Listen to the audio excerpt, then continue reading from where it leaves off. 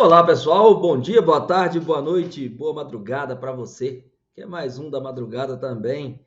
Eu sou o Gleison Lima, sou o delegado de polícia e coordenador aqui do Dedicação Delta e temos para vocês hoje mais uma novidade: jurisprudência do primeiro semestre de 2023, principais julgados e algumas jurisprudências de STJ e STF. Vamos destacar 5 principais em cada temática do que a gente trouxe aqui, dos mais relevantes, para que você possa ter seu estudo muito assim concatenado e atualizado.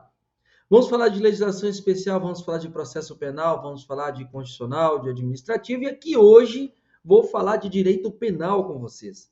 É para lembrar que essa coletânea que a gente faz, que é muito breve, é uma aula assim bem curtinha, mas com um foco muito direcionado para você ter aquela visão do que aconteceu de relevante dentro dos julgados, jurisprudências de STJ e STF, que são as maiores cortes do nosso país.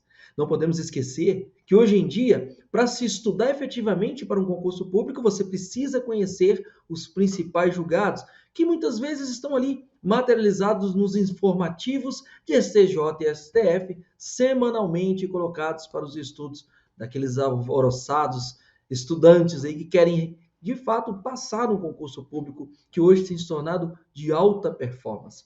Nós aqui do Dedicação Delta temos o grande orgulho de trazer para vocês aí essa consolidação das jurisprudências, das principais temáticas dos concursos públicos, das carreiras policiais.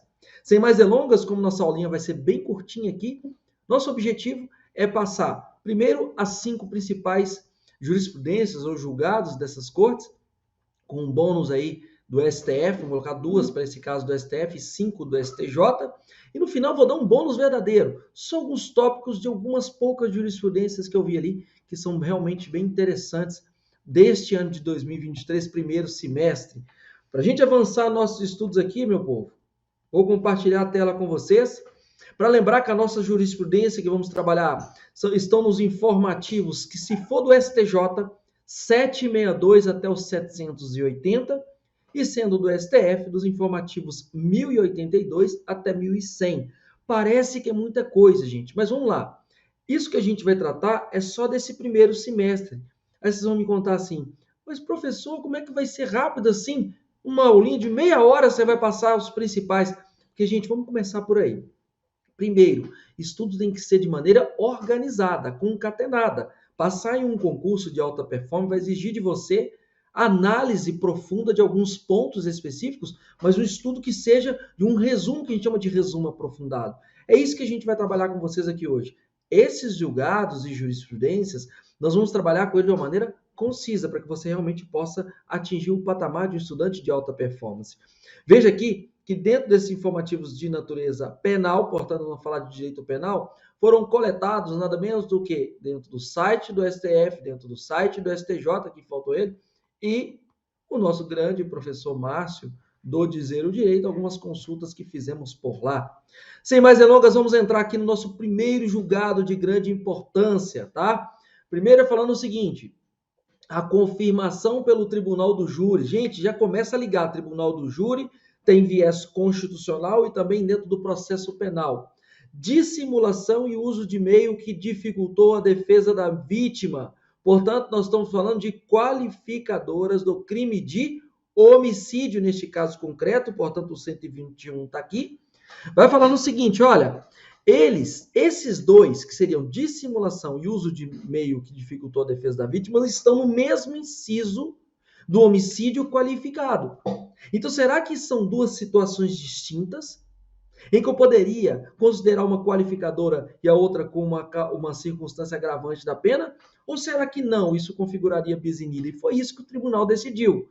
Se uma pessoa estiver sendo julgada por um crime de homicídio qualificado, e se tiver quesitação ao júri de que esse homicídio foi por dissimulação, e uma outra quesitação distinta, que foi por uso de meio que dificultou a defesa da vítima, entendeu o STJ que apenas uma situação, mesmo que tenha duas questões envolvidas, apenas uma vai servir de fato para qualificar o delito, não podendo incidir em outras hipóteses, inclusive como circunstância agravante. Vamos lembrar que quando se fala, por exemplo, da dissimulação, que está aqui no nosso artigo 121, parágrafo 2º, inciso 4º, ele está aqui, ou outro meio que dificulte ou torne impossível a defesa do ofendido, quando a gente vai lá no 61, que fala das circunstâncias agravantes, lembremos, segunda fase, na dosimetria da pena, vai falar também de simulação ou outro recurso que dificultou ou tornou impossível a defesa da vítima. O que queria a acusação? Pega só a dissimulação do 121, parágrafo 2º, inciso 4º, por exemplo, e também aplica a circunstância agravante, só que recurso que impossibilitou a defesa da vítima. Aí incidiria os dois. O CJ falou, é um só. Mesmo que sejam duas valorações autônomas, isso configuraria bis in idem. Portanto, é impossível, devendo ter apenas uma única elevação. Veja que aqui nós vimos tribunal do júri, vimos 121, crime de homicídio, homicídio qualificado. Essa qualificadora aqui, tá? Que é nós colocamos aqui os dois parâmetros só, mas ela tem mais. Dissimulação, outro recurso que impossibilitou a defesa da vítima. E falamos também das circunstâncias agravantes, como segunda fase da dosimetria da pena. Fechou? Vamos para o próximo? O próximo vai nos dizer o seguinte, de julgado importante do STJ desse ano de 2023. Incide a causa especial de aumento de pena prevista no parágrafo 3º do artigo 334 do Código Penal, quando se tratar de descaminho, crime de atribuição da Polícia Federal, de acordo com o artigo 144, parágrafo 1º, inciso 2º da Constituição Federal, tá? Não deixe de estudar essas histórias ao mesmo tempo, ou seja, a gente fala um pouco de constitucional também. Se esse descaminho foi cometido por transporte aéreo, tá? Mas lá vai falar aéreo, a lei, marítimo ou fluvial. Então, se for cometido em transporte aéreo, não é relevante o fato do voo ser regular ou clandestino. Olha que gatagem. O cara chegar e falar assim, não, eu até pratiquei o descaminho, mas o voo era um voo regular, não era um voo clandestino. Então não poderia ter esse dobro da pena. O STJ veio lá com uma tramontina e falou, não, vamos fazer esse corte rápido. Neste caso específico, vai sim incidir, ainda que o voo seja regular ou que o voo seja clandestino, aplicando-se, portanto, a pena em dobro. Fechou? Quando se tratar de descaminho praticado nessa situação, incide a causa de aumento de pena, não sendo relevante ser voo regular ou clandestino. Só para lembrar aqui, pessoal, artigo 334, a base do descaminho vai falar de iludindo todo em parte, pagamento de direito ao imposto devido pela entrada, saída ou pelo consumo de mercadoria. Já o contrabando é o fato de importar ou exportar mercadoria proibida, artigo 334-A. Aprofunda os estudos, porque também nós temos as figuras equiparadas tanto ao crime de descaminho quanto ao crime de contrabando. Ambos de atribuição, não fala em competência. Competência é medida da jurisdição. Quem tem jurisdição é juiz. Então, quem tem competência é juiz, porque ali se mede a jurisdição do juiz, que é dizer o direito, mas a bem da verdade, é o poder dever dizer do Estado de dizer o direito no caso concreto. Isso quer dizer jurisdição. Fechou o pacote? Então vamos lá, pessoal, para a gente avançar no nosso outro ponto interessante de julgado. Item 3 vai falar que é idônea a valoração negativa dos motivos do crime, na hipótese em que o agressor utiliza de ameaças para constranger a vítima a desistir de requerer o divórcio ou pensão alimentícia em benefício dos filhos. Cai para cá. Gente, olha só. Quando a gente está falando de um crime de ameaça, que é um dos crimes que pode sim entrar na violência doméstica, ou pode ser comum, mas vamos colocar aqui da violência doméstica, que é o exemplo trazido ali no julgado, nós estamos diante de um crime de ameaça cuja condição de procedibilidade é justamente a representação da vítima. Isso não muda pelo fato de se tratar da lei Maria da Penha, tudo bem? De ser uma violência doméstica. O que quis dizer aqui o legislador? Porque é o seguinte, quando se vai dosar a pena, o que se chama de dosimetria da pena, a gente vê o critério tripartite de dosimetria da pena no nosso artigo 68 do Código Penal, que ali vai falar como que a pena vai ser dosada.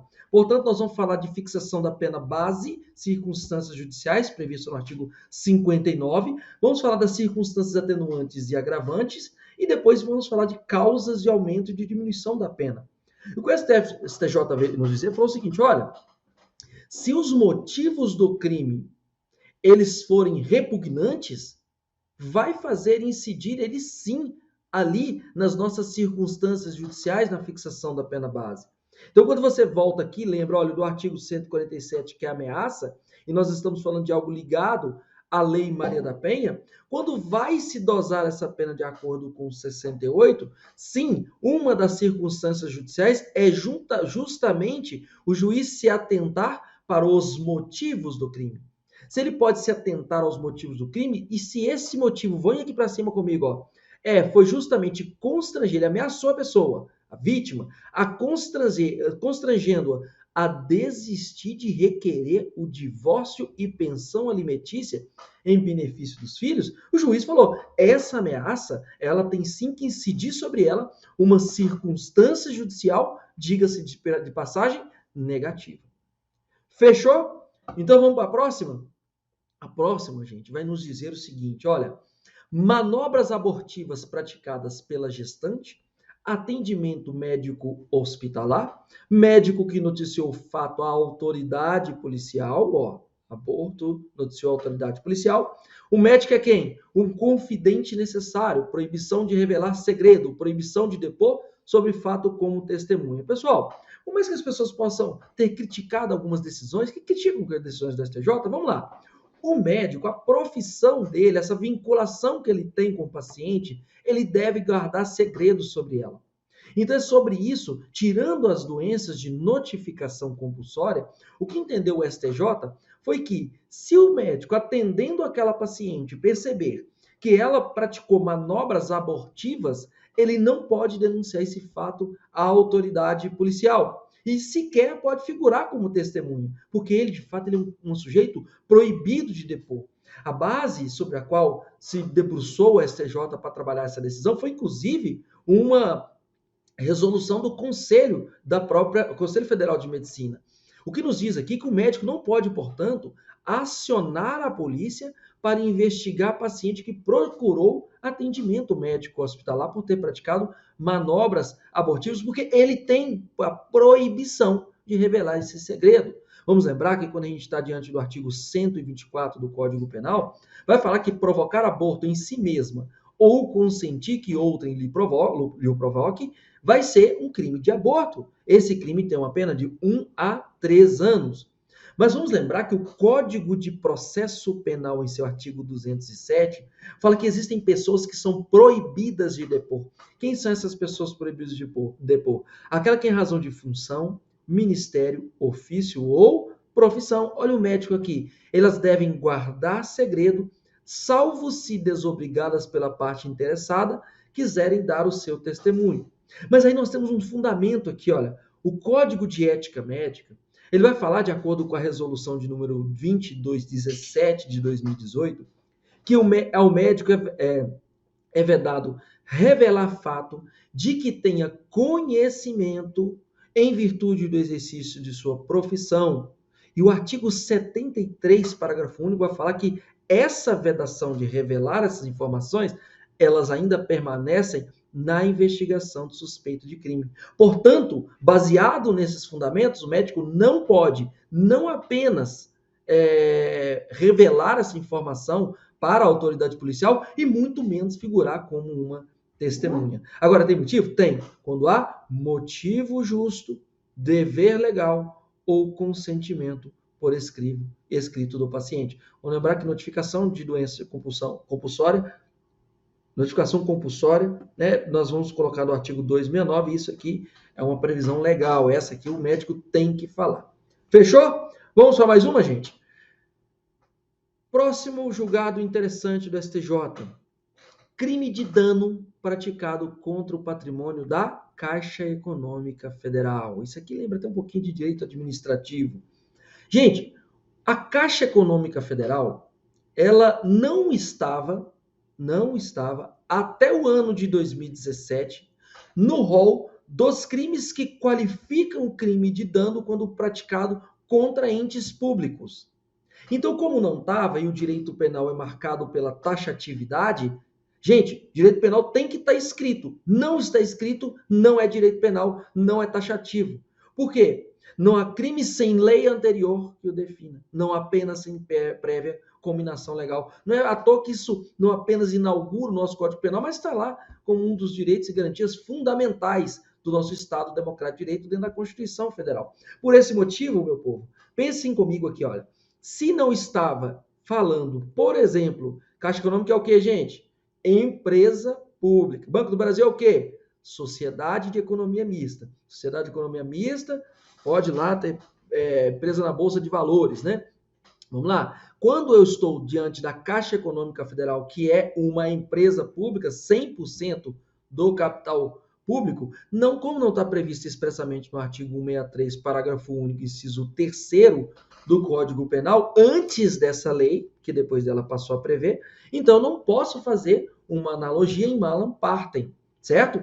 Pensem comigo aqui, olha, até essa lei não estava previsto Distrito Federal para qualificar o crime de dano se cometido contra o Distrito Federal, mas estava lá União, Estado e Município. Vacilo, né, gente? Podia ter consertado esse legislador há mais tempo. Autarquia não estava lá, fundação pública também não estava lá, empresa pública também não estava lá, mas por incrível que pareça, Sociedade de Economia Mista estava lá, que é uma sociedade de economia, aquela que tem 50% do capital votante público. Resultado, se o dano fosse cometido contra um Banco do Brasil, contra uma Petrobras, que são sociedades de economia mista, incidiria essa qualificadora do delito. Mas se fosse cometido contra uma Caixa Econômica Federal, contra uma Copasa de Minas Gerais lá, que é a empresa de saneamento básico, não incidiria. Né? Bizarro, mas foi corrigido em 2017 apenas. Portanto, não podemos ter no Brasil analogia em direito penal, analogia em malam-partem. Fechou? Vamos agora para as jurisprudências interessantes do STF? Vamos lá. Primeira que eu trouxe aqui. Polêmico isso aqui. Ó. Não vamos entrar em situação política. O que a gente tem que fazer como estudante profissional é analisar as situações de uma maneira profissional. Vamos lá. Decreto presidencial que concede graça, requisitos de sua validade e consonância com os ditames constitucionais. Esse caso aqui foi a graça que foi dada pelo presidente da República à época, que era o Jair Messias Bolsonaro, ao deputado federal Daniel Silveira. Nesse caso, Daniel Silveira, ele foi condenado pelo STF, na condição na época era um deputado, a uma pena de 8 anos e 9 meses de reclusão em regime inicial fechado. E assim que ele foi condenado, no dia seguinte foi concedida para ele, pelo presidente da República, o que a gente chama de graça. Tá? Só para lembrar, pessoal, graça ela é concedida pelo presidente da República, assim como indulto. Só que a graça ela é individual, solicitada. O indulto ele é coletivo, tudo bem? Mas os dois são concedidos pelo presidente da República mediante decreto, diferente da anistia. A anistia é um benefício concedido pelo Congresso Nacional mediante lei federal. Fechou? Mas vamos lá para o que tratou isso aqui. Quando chegou no Supremo essa análise de ação, arguição de descumprimento de preceito fundamental, que são as famosas ADPFs, foram julgadas nada menos do que 4 ADPFs, que estão lá no informativo 1094. De acordo com esses julgados,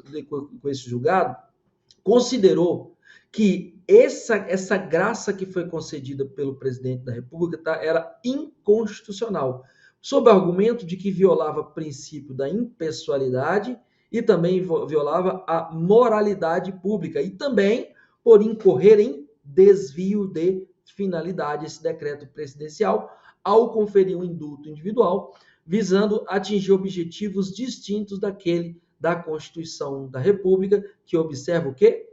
Interesse pessoal, observou nessa hora, interesse pessoal ao invés do público. Portanto, este decreto foi considerado inconstitucional. Está aí o fundamento dele. Fechou? Esse foi o primeiro julgado que eu trouxe do STF. O segundo é esse aqui, ó.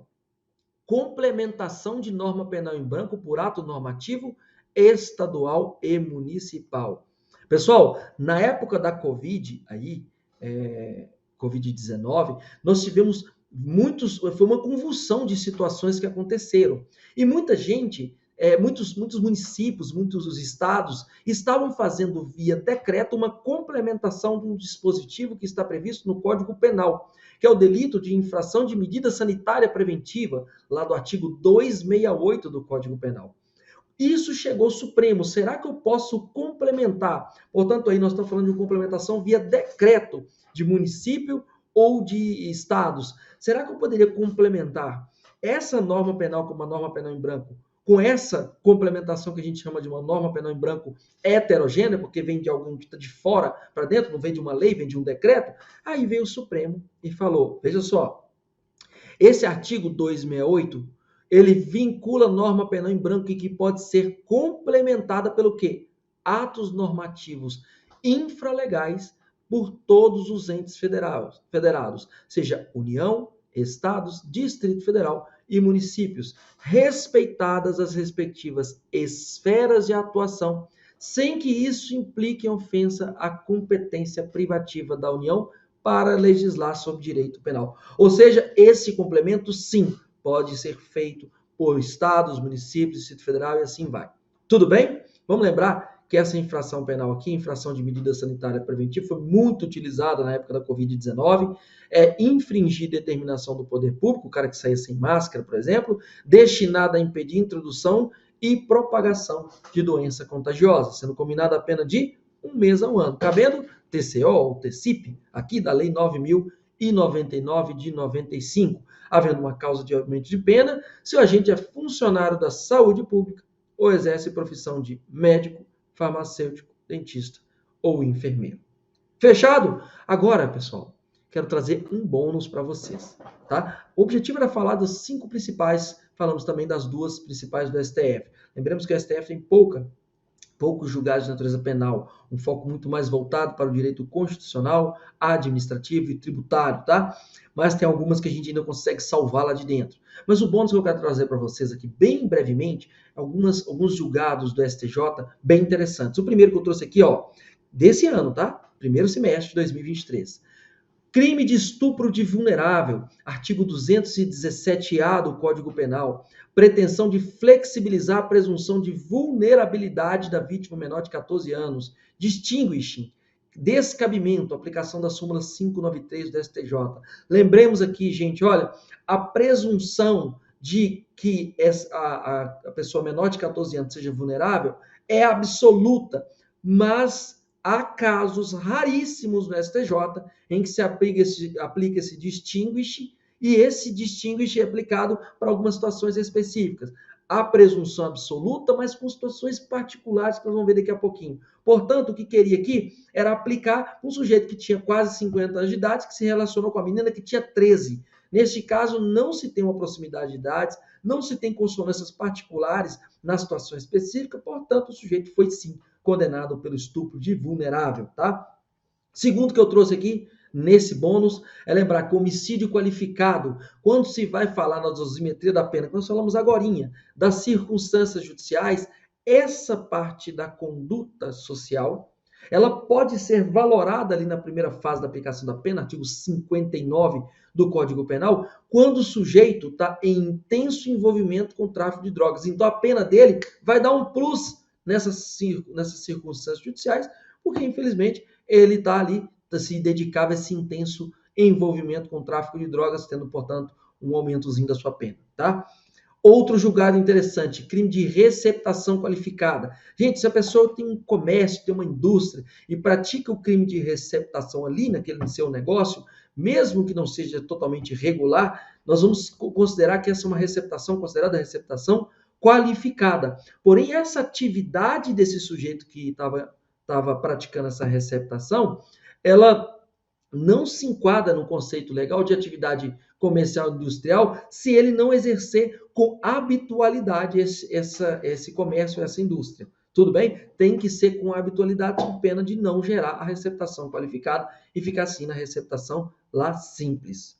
Tudo bem? O próximo que eu trouxe aqui é falando do crime de ameaça, ou seja, esse crime de ameaça ele não vai se configurar quando a ameaça foi a contratação de trabalhos espirituais para provocar a morte de autoridades. Uma pessoa foi lá, contratou trabalhos espirituais para que algumas autoridades morressem, algumas autoridades tomaram nota disso e fizeram uma representação falando: eu fui ameaçado de morte porque fizeram um trabalho espiritual contra mim, né? Aí foi considerado, isso aqui é um fato atípico, ou seja, não tem total ausência de potencialidade de concretização desse fato, né? Pelo menos a priori. Vamos lá. Próximos aqui em bônus. Vamos lembrar que o registro não autorizado de intimidade sexual é um crime do artigo 216b do Código Penal. E lembrar que aqui não tem decadência porque não precisa de representação da vítima. É um crime de ação penal pública incondicionada. Tudo bem? É um crime de ação penal pública incondicionada, da Lei 13.718 de 2018. Sobre a prescrição aqui, redução do prazo pela metade. Pessoal, se a pessoa tem 70 anos de idade na data da sentença, nós vamos falar que a prescrição dela vai correr pela metade.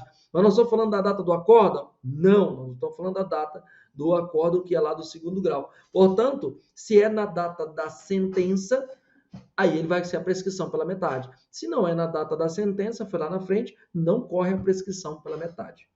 Tudo bem? Agora, se for julgamento de embargos faz parte lá de dentro. Portanto, ele integra a própria sentença, vai ser contabilizado. O número 7, que vamos falar da lesão corporal, né? Na violência doméstica, a incidência da agravante do 612F. Gente, isso tinha validade mais formal quando a mulher é vítima dessa lesão corporal, quando a gente não tinha o 129, parágrafo 13, tá? Hoje a gente tem. Então, se a mulher é vítima de uma violência doméstica, essa violência doméstica ou contra a mulher mesmo, a violência de gênero, por menosprezo à condição de mulher, doméstica ou por menosprezo à condição de mulher, que a violência nessa condição está descrita ali, nosso artigo 121, parágrafo 7º, casado com 129, parágrafo 13. Nessas duas circunstâncias, hoje, já está superada essa informação. Portanto, a pessoa vai responder pelo 129, parágrafo 13. Tudo bem? Mas na época, sim, ele respondia, porque na época ele respondia pelo 129, parágrafo 9º. No parágrafo 9º podia ser qualquer relação doméstica. Então, o homem poderia ser vítima. Agora, nós temos um específico no parágrafo 13 da mulher vítima. Tudo bem?